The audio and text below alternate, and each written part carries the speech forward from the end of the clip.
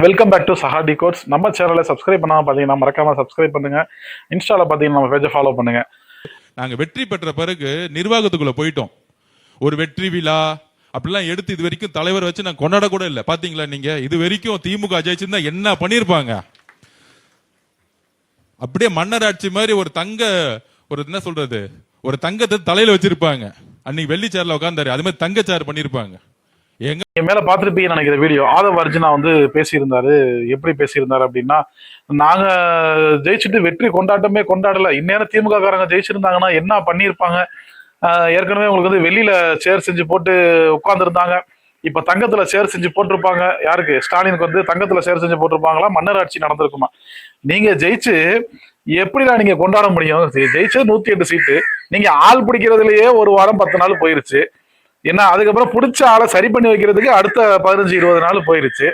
அதுக்கப்புறம் இவங்க என்ன ஏதுன்னு பதவி ஏற்று என்ன நம்ம யார் யாருக்கு என்னென்ன துறை ஒதுக்குறங்கிறது தெரிஞ்சதுக்கே ஒரு மாசம் முடிஞ்சு போச்சு.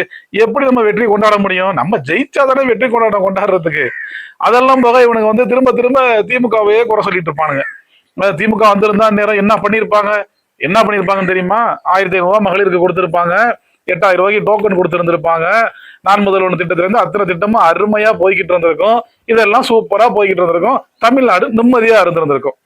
நீங்க என்ன பண்ணீங்க? வந்து சிங்கப்பெண்ணு ஸ்டிக்கரை ஒட்டினீங்க. பிங்க் பேட்ராக்கு இருக்கிறது போல ஸ்டிக்கரையா ஒட்டிவிட்டு நாங்க என்னமோ அறுத்துட்டோம் தள்ளிட்டோம்னு சொல்லிட்டு பேசுறீங்க. வெக்கமா இல்ல உனக்கு?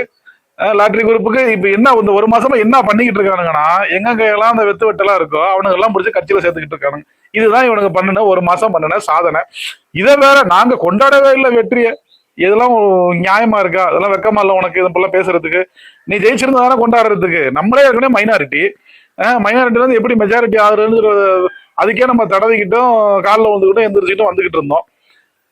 இதுல வேற வந்து திமுகவை பேச்சு. உங்களுக்குலாம் திமுகவை பேசுறதுக்கு 1% கூட லாயக்கு இல்லை. நான் திமுக காரெல்லாம் கிடையாது. யாரு நல்லா ஆட்சி செஞ்சாங்களோ, யாரு மக்களுக்கான திட்டங்களை நல்லா கொண்டு வந்தாங்களோ அவங்களுக்கு சப்போர்ட் பண்ணி பேசுறதுல எந்த தப்புமே கிடையாது. இதுல வந்து தயவு செய்து திமுகவை இன்னமும் குறை சொல்லிட்டு இப்ப நீங்க எப்படி நம்ம பிஜேபியை ஃபாலோ பண்றீங்க? மோடி பேட்டி கொடுக்க மாட்டாரு, இவரும் விஜயும் பேட்டி கொடுக்க மாட்டாரு பிரஸ்கிட்ட. ஏன்னா மோடி வந்து நேரு, இந்திரா காந்தி இவரதான் சொல்லிக்கிட்டு இருப்பாரு. அதே மாதிரிதான் நீங்களும் திமுக அதிமுக இப்படியே சொல்லிட்டு இருக்கீங்க. நீங்க என்ன பண்ண போறீங்க? நீங்க எதுக்காக ஆட்சிக்கு வந்தீங்க? இது வரைக்கும் என்ன பண்ணிருக்கீங்க? அதை சொல்லுங்கடா. அதை விட்டுட்டு இவங்க ஜெயிச்சிருந்தா என்ன பண்ணிருப்பாங்க, அவங்க ஜெயிச்சிருந்தா என்ன பண்ணிருப்பாங்கன்ற பேச்செல்லாம் தேவையில்லாத பேச்சு.